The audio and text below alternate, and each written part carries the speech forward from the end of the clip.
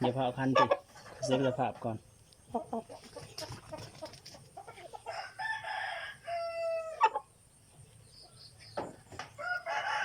ซ้ำหน่อยหนึ่งเนาะถือว่าตัวนี้ยังกำลังบ่ค่อยได้ปานใดเนาะตัวนั้นคือกันเนาะกำลังกับบ่ค่อยได้ปานใดแต่ว่าโมนี่เก็บหัวค่อนข้างดีเนาะเจ็บบ่หลายมันเจ็บบ่หลายปานใดไก่น้อยเช็คสภาพเบิ่ง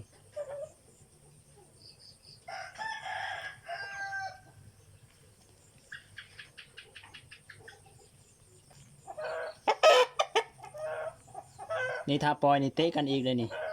ตอนแรกว่าสิคิดว่าสิเอาตัวแดงเมื่อเนาะแต่ว่าสิเอาตัวนี้ปล่อยไว้เนาะให้เรือมันออกก่อนบางทีสิมาจับปั่นไม้เนาะ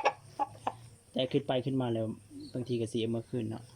เอามาปั่นเลยเนาะปั่นจนมันใหญ่เลยตัวนี้เนาะก็คือเมื่อออกกำลังกายฝึกให้มันออกกำลังกายได้หลายกว่านี้เนาะบักยอดเพชรนี่นะถือว่ามอนี่เซ็กสภาพถือว่าบ่เป็นยังเนาะเจ็บแต่เจ็บบ่ร้ายเนาะมอยอดเพชรนี่ถือว่า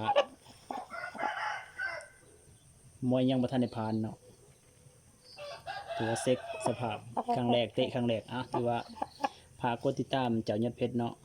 สิไปเซ็กสภาพตัวนั้นอีกเบิ่งเซ็กสภาพก่อนเป็นจะได้จะ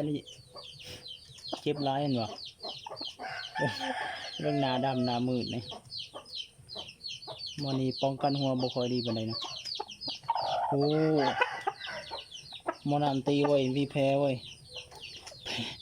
แพ้ซ้ำเลยบ่แม่นแพ้ยัง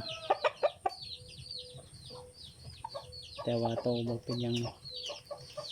สภาพบักเท่าหน้าโหด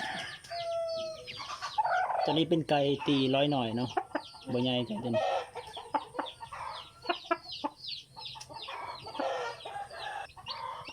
ตัวนี้บริปั่นเลยเนาะมันก็คือว่าแหละการบินการเตะยังกับบกห้องแขวบันไดแต่ว่าหงทางดีกว่า